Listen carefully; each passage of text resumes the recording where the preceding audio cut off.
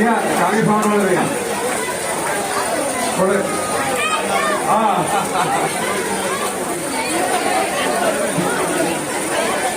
आप पार्टी के अध्यक्ष माननीय श्री सत्यनारायण यादव,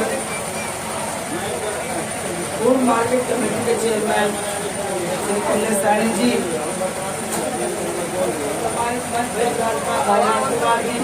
भाई जयपाल जी, भाई गांव के सरपंच भागीरथ जी, भागवत जी और विजयपाल सिंह चेयरमैन, विजयपाल यादव जी चेयरमैन और समस्त हमारे साथ चल रहे कांग्रेस पार्टी के सभी पदाधिकारीगण, मेरे पुराने साथी रहे श्री सतवीर सिंह जी सरपंच, उनकी पत्नी श्रीमती सुशीला देवी, कहाँ सुशीला देवी, जोड़े से आना चाहिए यहाँ कार में।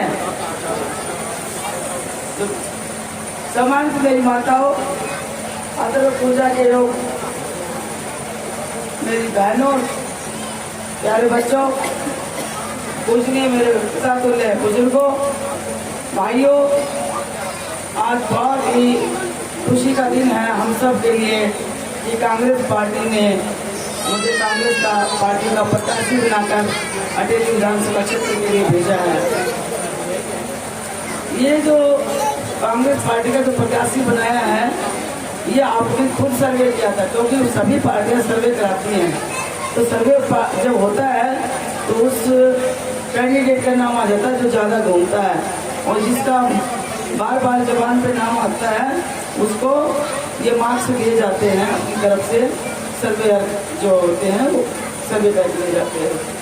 तो चलो मेरा तो सर्वे हो गया, मेरा सर्वे तो हो गया और मेरा तो चयन भी मतलब मीन्स टिकट भी मिल गया।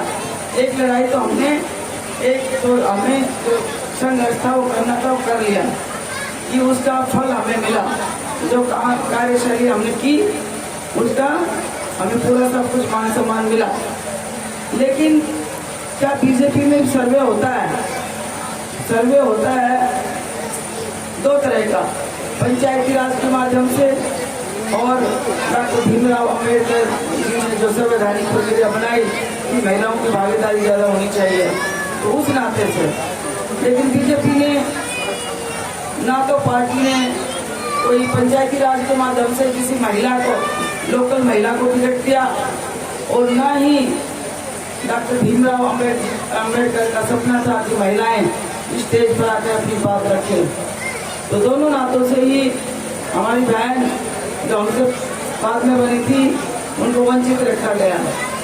और इसी तरह से जो आरएसएस करते हैं, हमने तो सुना था कि आरएसएस ये आरएसएस वाले पत्र होते हैं, फलाने होते हैं। इस सीताराम जी का भी कोई ऐसा दोस्त तो नहीं था, ठीक बात है, 10 साल के बाद इनको मसीह फैक्ट्री आ गया, लेकिन आर्ग्यूमेंट तो अच्छे ही थे। उन दोनों को हटा करके उस बड़बोल जो बच्चा था राजा जी का, उसने सभी की भावनाओं पर बीजेपी की ना चाहती हुई उस पर रख पर उनके पिताजी ने रख पर पैर रखा और जबरदस्ती एक रूषणा बच्चा होता है, हमारा बुजुर्ग कहता है, सवेरे कहते पहले रूषणा बालक हो तो खिलौना लेके ही मानना है, लेकिन खिलौना मिले हमें क्या आपत्ति इस बात की, और दूसरी पार्टियों को मैंने क्या आकलन करना।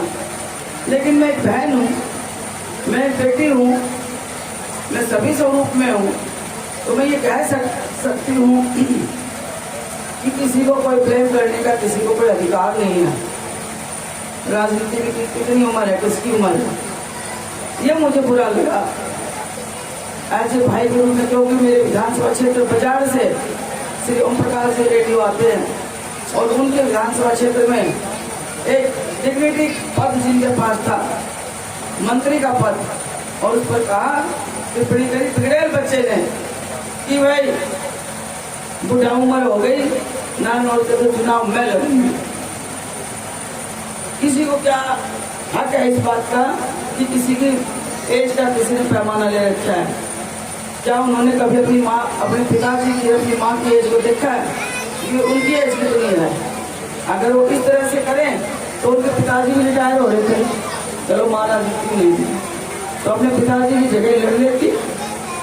9 विधानसभा छोड़ के 10वीं कोसली छोड़ के और 11वीं यहाँ आई, मैं अटेली से लड़ लूंगी, कोसली गई मैं कोसली से लड़ लूंगी। माता बहनों, जहाँ से भी लड़ना होता है उसके लिए कुछ न कुछ त्याग करना होता है। अभी मेरे से पूर्व वक्ता पूछ रहे थे कि कितनी बहनों का यहाँ कन्यादान करके गई, कितनों के बाद छुच्छक में आई, ब्याह में आई, कितनी दुख सुख में आई, या किसी के पास कोई फोन नंबर हो उसको बताया हो कि आज मैंने गांव में आना है, किसी के तो के दिन पे आना है, या चटनी की रात पे आना है, या वैसे दुख दर्द में शामिल होने के लिए आना है, या गांव की मूलभूत समस्याएं पूछने आना है।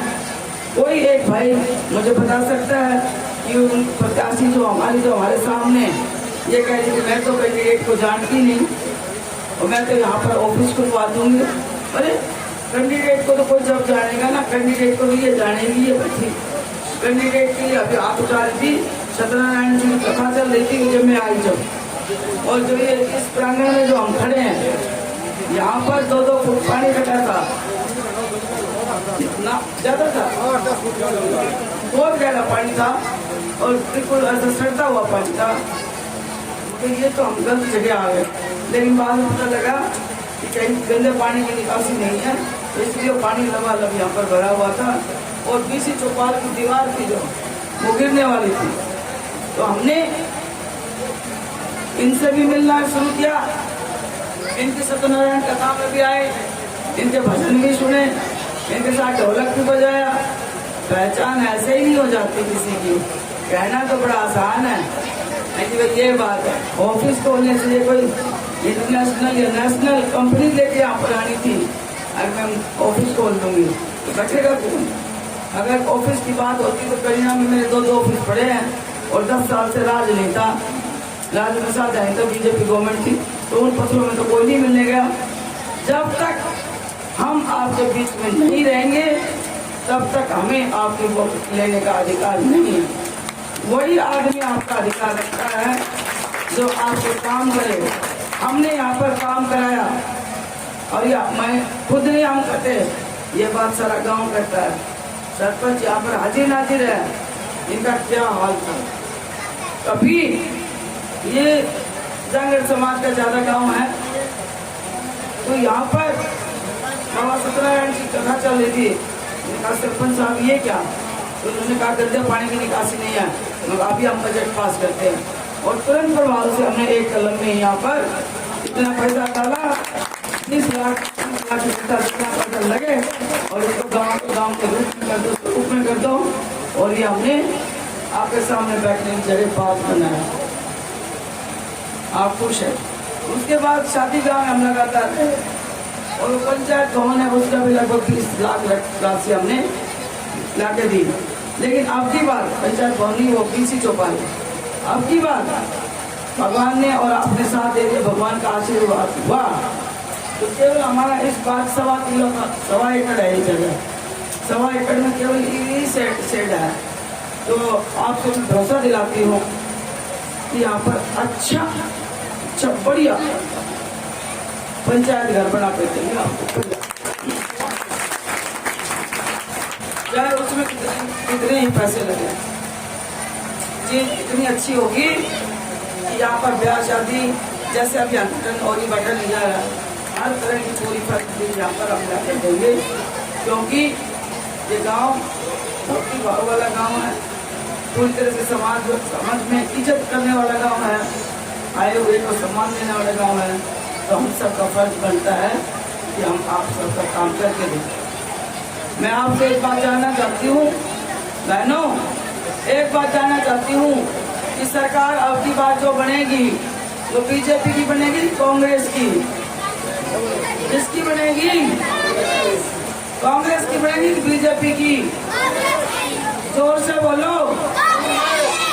कांग्रेस। तो फिर बीजेपी की सरकार हम ये कैंडिडेट को हम वोट क्यों दें?